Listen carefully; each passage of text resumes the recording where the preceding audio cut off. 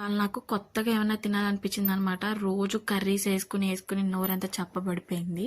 So కొత్తగా అయినా rice prepare చేసుకుందామని అయితే ప్రిపేర్ చేసుకున్నాను. చిన్నప్పుడు తినేవాళ్ళం కదా కారం పొడి రైస్, అలాగా ఒకప్పుడు ఇడ్లీలో తినేవాళ్ళము, రైస్లో తినేవాళ్ళము. అలాగే ఇప్పుడు తిందామని అనిపించింది అనమాట. క్లిప్స్ అయితే మిస్ అయిపోయినాయి, దానివల్ల నేను పెట్టలేకపోయాను.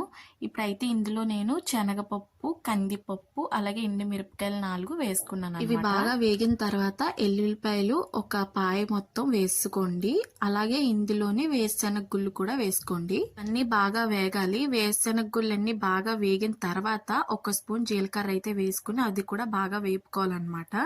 అది వేపుకున్న తర్వాత స్టవ్ ఆఫ్ చేసి ఫ్యాన్ కింద పెట్టండి ఒక 10 మినిట్స్. నేను నైట్ చేసిన చికెన్ బిర్యానీ ఉంటే అదే మార్నింగ్ తినేసామన్నమాట. అందుకే ఈవినింగ్ కర్రీ లేదు, మార్నింగ్ అయిపోయింది. కర్రీ వండుకునే ఓపిక లేక ఇలాగా రైస్ అయితే ప్రిపేర్ చేస్తున్నాను అనమాట. కూరగాయలు అయితే ఉన్నాయి కానీ వండుకునే ఓపిక అయితే లేదనమాట ఒంట్లో. అందుకనే రైస్ ప్రిపేర్ చేసేస్తున్నాను. ఆల్రెడీ రైస్ మార్నింగే పెట్టేశాను.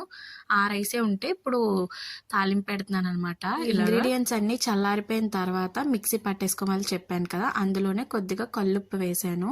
కల్లుప్పు వేసిన తర్వాత బాగా మిక్సీ పట్టేసుకొని ఒక 5 మినిట్స్ పక్కన పెట్టేయండి. ఈ లోపు ఒక ప్యాన్ తీసుకొని అందులో ఆయిల్ వేసుకుంటున్నాను అనమాట. ఆయిల్ హీట్ చేసుకుంటున్నాను, ఎందుకంటే ఈ పొడి అందులో వేసి ఫ్రై చేయాలి, అందుకోసమని. ఎక్కువ ప్రిపేర్ చేస్తే ఎక్కువ పౌడర్ వేసుకోండి. నేనైతే బాగా పౌడర్ ఎక్కువ ప్రిపేర్ చేశాను, రైస్ ఏమో తక్కువ అయిపోయింది. నేను చేసిన మంచి పని ఏంటి అంటే అందులో ఎండుమిరపకాయలు తక్కువ వేసాను అనమాట. దానివల్ల నాకు స్పైస్ లేదు, అన్ని పప్పులే అవడం వల్ల కారం పొడి తిన్నట్టుందనమాట. టేస్ట్ అయితే చాలా బాగుంది. వీలైతే కొబ్బరికాయ ముక్క దొరికితే కొబ్బరికాయ ముక్క కూడా వేసుకోండి, టేస్ట్ అయితే చాలా బాగుంటది. రైస్ అయితే చాలా బాగా అనిపించింది అనమాట. చిన్న నిమ్మకాయ పిండుకొని తిన్నాము.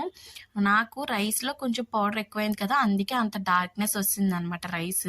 సో కొంచెం తక్కువ వేసుకోండి. నేను ఉన్న పౌడర్ అంతా వేసేసాను అనమాట అందులోనే. చూసి మాత్రం రెసిపీ ఏంట్రా బాబు ఇలాగుంది అని మాత్రం అనుకోకండి, చాలా బాగుంటది. నేను ఎక్కువ వేయడం వల్ల అలా అనిపించింది అనమాట.